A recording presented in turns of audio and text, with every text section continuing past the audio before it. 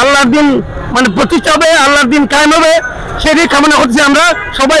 একবারে মানে কাউকে কখনই আনে, কোন নেতার আনুগত্য না, আল্লাহর আনুগত্য, কোন নেতার আনুগত্য না, আল্লাহর আনুগত্য, আল্লাহর দিন দিন ইসলামের কায়েমের লক্ষ্যে মানে জীবন উৎসর্গ করার জন্য আসছি ইনশাল্লাহ। আমাদেরকে গোপনে থাকতে বাধ্য করছিল গত সরকার, বিগত যে সরকার ছিল, যে ফ্যাসিস্ট শাসনের আমলে আমরা বিগতভাবে আমরা গোপনীয়ভাবে থাকলেও আমাদের আন্দোলন কর্মসূচি, শান্তিপূর্ণ কর্মসূচি আমরা সব জায়গায় এবং গোপনে হলেও আমরা চালিয়ে যাচ্ছি। গোপনে আমরা চলে যাই নাই এবং প্রকাশ্যে এভাবে আসতে পারি নাই, এবং প্রকাশ্যে আসতে পেরে আমরা অনেক আনন্দিত এবং আল্লাহর কাছে অনেক লাখো কোটি শুকরিয়া।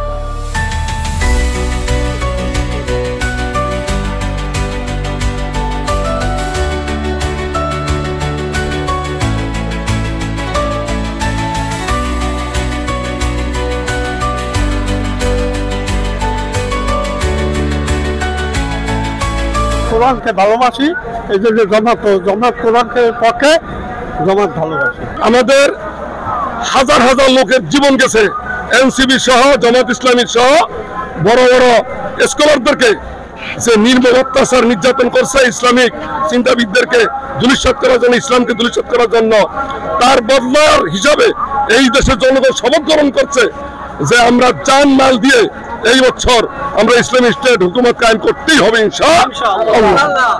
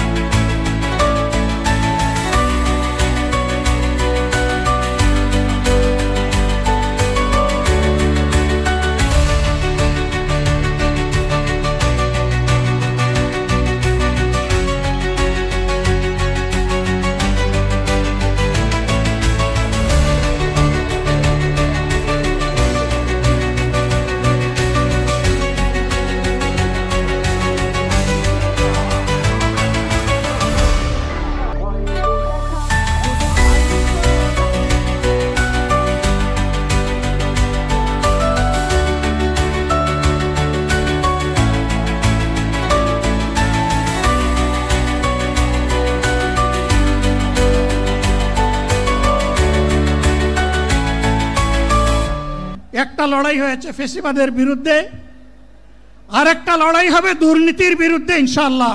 এই দুর্নীতির মূল উৎপাটন করার জন্য যা দরকার, আমরা তারুণ্য এবং যৌবনের শক্তিকে একত্রিত করে সেই লড়াইয়েও ইনশাআল্লাহ আমি জয়লাভ করব।